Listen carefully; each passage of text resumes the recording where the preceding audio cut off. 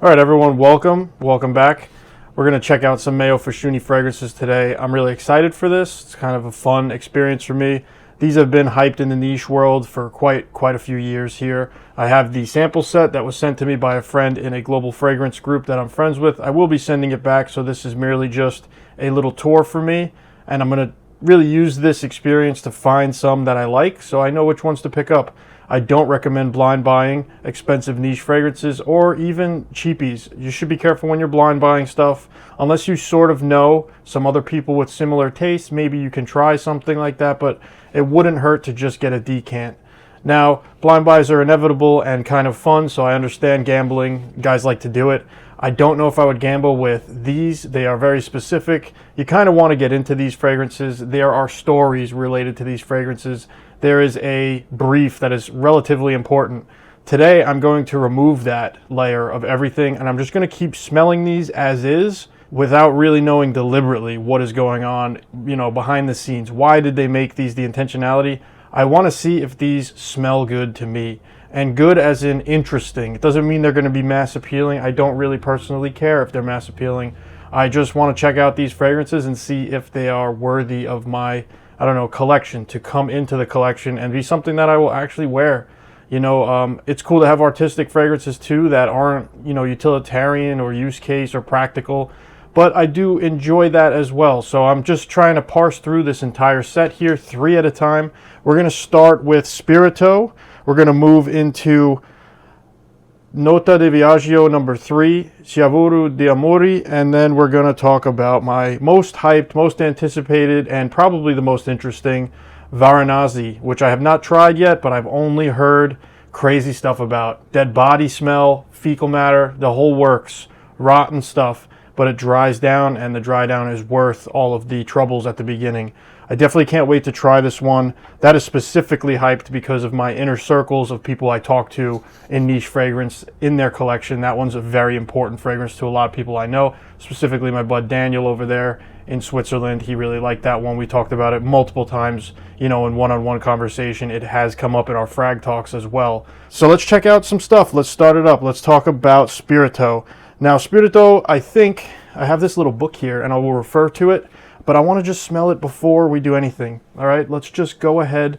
I'm going to throw it on the strip. Now, 2 of these are going to get on my wrists. We're going to wear them for the day. If I really like them, I'll put them on my clothes and we'll take it for a real spin. But Spirito is going to go on. Before I start, I just want to say still my favorite one is Shukran, probably followed by Loblio and Little Song. That's probably my top 3 so far. There have been some really interesting stuff for sure, a lot of different things, and definitely a really high-end expression of perfumery and skill. Anyway, let's go with Spirito. We're going to go ahead and... This has never been sprayed, I see. Okay, so... Okay, right in the air, very wearable, very practical in my opinion. Oh yeah, this is a beauty. This is a really wearable, masculine, green style of... It has like a fougere element to it, like something like, classical manly fragrance. Like very straightforward here, but really nice. There's a couple of layers going on here, and I do get a little bit of bitterness. You get these bitter greens and this freshness. It doesn't really have any sweetness. It's kind of like a green masculine fragrance, but not piney green. It's more of like a sour green in a pine direction, sort of herbal fougere kind of thing going on here. It's very much that centric. It almost reminds me of like a traditional barbershop, like a kind of dated smell a little bit, but it's, really rounded, good perfumery. So yeah, this is really good. I wonder what the price of the full bottle is. Very green, lush, breathable, not cloying, not thick, not too much at all. It's very wearable. Spirito is really good. Yeah, this is practically speaking a very wearable fragrance and a very high quality fougere. I might wear this today because it's very easy to go about. It's pretty masculine, guys. I'm getting like a barbershop traditional classical masculine, but it doesn't smell grandpa or dated. So that's the fine line you're walking with that. It is, something that I've smelled before, so it doesn't really smell too crazy unique. You know what I mean? It does have a nice execution though, like really much a high-end, fine perfumery execution. You can kind of smell that in this. It's very rounded smell. It's probably going to dry down really nice too, in a little bit of a fresh aldehydic way, maybe. It has that bright kind of freshness going on, like right behind that green. I wonder what the actual longevity is. It smells like it's going to be a strong one. Just from the way it's coming off here, it smells like pretty strong and powerful. It filled the air in front of me. I wonder how the longevity is on this. Well, I like Spirito so far, guys. In the utilitarian sort of use case, I know that there's a story behind it and whatever, but what I'm getting here is a very wearable green fougere style of fragrance that's reminiscent of a sort of traditional barbershop-y style of smell, although it doesn't get like in that lavender sort of prototypical direction. Yeah, it doesn't really get in that typical kind of lavender direction or any kind of like predictable, but it is familiar. Nicely done here. This is really good. A little bit grassy too, just a touch of this grass thing going on in this. Very nice Spirito. Guys, let's check out Nota di Viaggio number 3, Sciavoro di Amore. I don't know what it means. I'm going to check it out later. If I like the smell, I'll dig deeper and I'll check out the background and stuff. But for now, we're just going to smell this thing with the blessing of an open and clear mind with no actual expectations or no distortions. I get to go in clear and free. And before I start, that fougere that I just sprayed, or that green smell, that Spirito is really hanging in the air. It's got a lot of power, guys. It just feels like a strong fougere. It might be something that I'm into. I'm really actually digging that right now. It's very strong for, I don't really find fougères that powerful often, guys. It's very good stuff. So let's move on though. I'm going to try to split the smell, get away from that smell and see what this is all about. This is Nota di Viaggio 3. Sciavoro di Amore. Okay, this is gentle, soft, a little bit sweet. It has this kind of dewy, fruity note in it.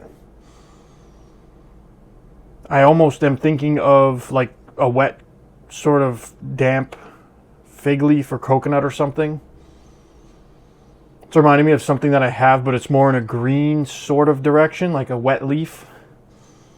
And this sweet, I gotta say, undeniable fruity kind of thing, but it's sort of a dense fruity thing. It's not like a juicy, loud fruity thing. This smells really wearable and good. This feels like a summer banger, like something I would wear in the summer for sure.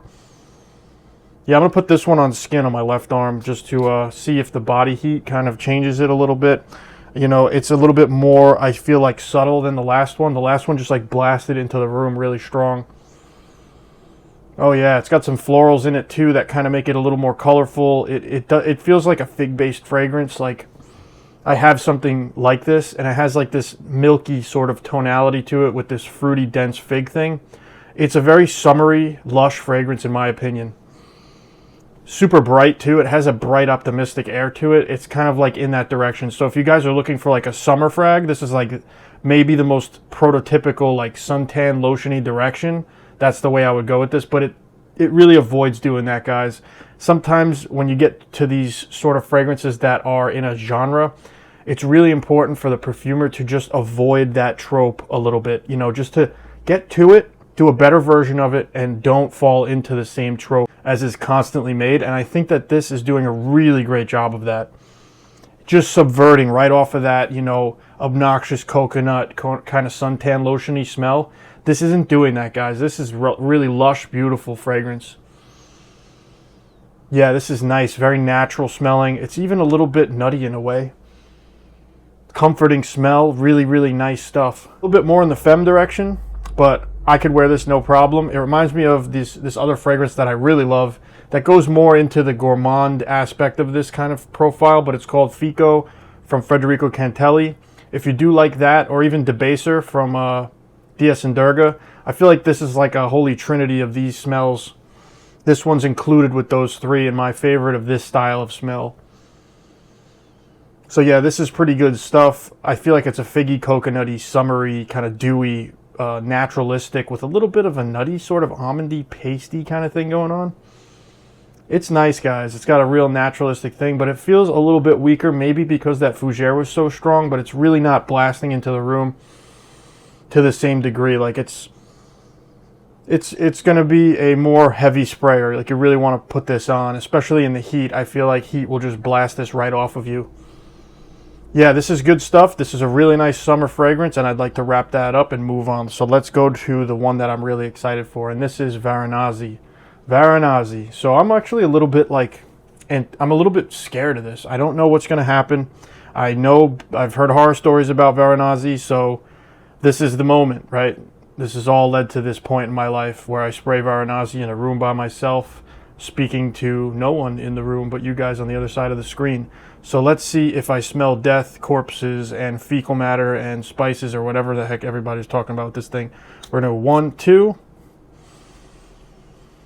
Okay. Yep. Smell it in the air. It actually reminded me of like a Yu-Gi-Oh card store memory that I had. I don't know why. Okay, so the stories are a little bit more overblown than what I'm smelling here. I don't really get death. It's there, but it's a nice smell. It's actually nice.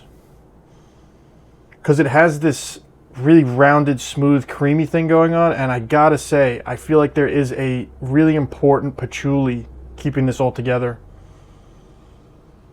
Maybe even oud, like just a bit. This actually might be an oud fragrance in my opinion. It kind of can hang with that. I think Ducita's Oud Infinity was more challenging than this. This feels wearable. It does have an edge to it, guys. It's not for the faint of heart for sure. It's like kind of leathery, kind of patchouli, dusty, leathery, oudy. It has a really kind of dank element to it. But it does feel like upscale. It feels like a rich person wears this. Now, I'm definitely delighted to try this today. I'm just a little anticipatory of sitting in a room with a bunch of people for an hour before I get to go be by myself. So I might bring this to work and spray it on after I'm done with that. So one of the challenges of what I choose to wear now is the first hour that I'm at work, I'm in a room with like a bunch of people and there's like no ventilation. And it's a small room, and now I'm also known as the fragrance guy at my job. So I have to be careful. I don't really want to like stench out the room too much, and it's hard to escape this. You're sort of like bottlenecked into staying in this room for like an hour at least. And there's no ventilation, no windows, and there's about 7 people in a very small room. So I don't know if I want to walk in reeking like this, but I do want to wear it tonight after that's over. I get to be alone the rest of the night. Gotta say, checking in with the last fragrance, I really like that first one a lot as a practical fragrance, and I think that was probably the most wearable so far, the most appealing to me that I would wear. Right next to Shukran, I feel like Spirito and Shukran to me so far are the tied for first place. This is a standout though. This Varanasi has a distinct leathery sort of smell to it. Leathery, stank, oudy kind of thing. It's not gross though, guys. It smells like high-end stuff, like it's rounded. Not synthetic at all, very realistic. It has almost a chewy sort of patchouli base that I'm feeling. Ambery kind of patchouli thing going on, like that I think is really holding this together, but I could be wrong. I'm totally cool with being wrong. I don't care. Again, I always use private label from Javoy as sort of like a reference point, and also Psychedelic from Javoy as like a reference point, because I know they're pretty popular niche fragrances a lot of people have tried. I feel like there's elements of that were really kind of a similar base that put this together, but this is like a whole different thing.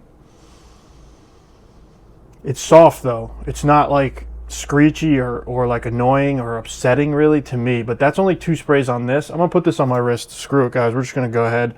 I'm going to throw it on the heat of the body and see if that is... I'm going to do 2 sprays of this. We got a little on the shirt too. Okay, so on the heat of the skin, we're getting more cheesy oud thing. Actually, it's reminding me a little bit of my Shams Al Oud, Don Al Oud Shams or whatever from Ajmal. Different, definitely different. This is good stuff, guys. Don't let the horror stories turn you away from trying Varanasi. It is a trip. It is very cool. I like this fragrance a lot. It's to me, what I'm getting is like a leathery, oudy fragrance with some other things that are really hard to explain. And what I feel is a patchouli ambery sort of chewy thing that's going on in the center of this, with this like oud kind of coloring it in this way where it gets a little bit edgy, animalic, barnyardy, cheesy too. I'm picking up on a sweet smell where it's sweet in a rotting sort of way, in a sort of like a, it's not fully there though, guys. That's just the closest thing I've smelled to this, is like kind of sweet in a decaying way. Yeah, it has this like, it's not as edgy or off-putting as people are making it out to be, for sure. This is wearable. I've smelled like things that are worse. What I mean by worse is just more challenging than this. This is definitely challenging. You want to be dressed up, I feel like. This is an elegant sort of dressed up scent, in my opinion. It really is nice because I feel like it beats the oud rose sort of like trend right now, and it could take you out of that oud rose trend and give you something that doesn't do the oud rose thing, but still give you a feeling of it. Like, it does have some ombre nomade sort of, you know, it harkens to that stuff a little bit, but it really, again, as I said before, the perfumer sort of goes towards a trend here in this Mayo Fusciuni house, Imprezable. He goes towards a trend and then avoids the trope, and I think that that's where we're successful here with this Mayo Fusciuni house. I understand this is smelling so good right now, guys. In the air too, like when you go up close, it's a little bit more, you know, defined and bass heavy. In the air, guys, it's elegant. It's beautiful. It's strong. Varanasi is very strong right now.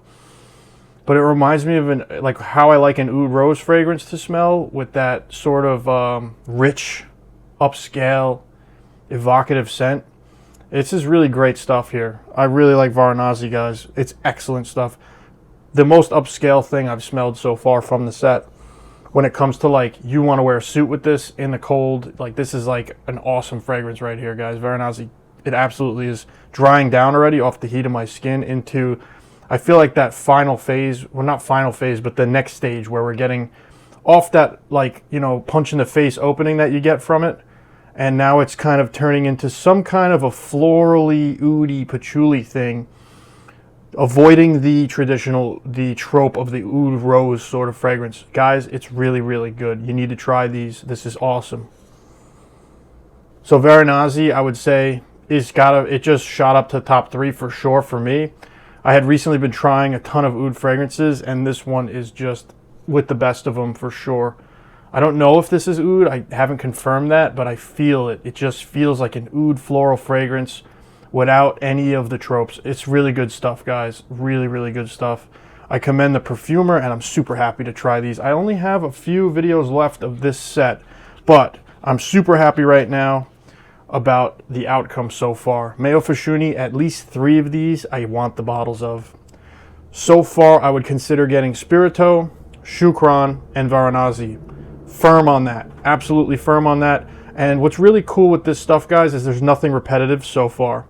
I haven't gotten a repetitive thing from this set thus far, just checking in on the way as we get closer and closer to the end. I will do a video at the end where I, you know, reaffirm my conclusions and present them to you. But man, Spirito, usable, green fougere kind of thing. Excellent stuff. Very masculine, nice fragrance. And actually, I have a spot open for that in my collection. I don't really have anything that's that in my collection. And then I see Shukran, an amazing, amazing, relaxing tea sort of mate kind of fragrance. I really love that thing. It's just bright, optimistic, calming, amazing. And then this Varanasi is just, it's beaten the brakes off of a lot of things that I've already enjoyed.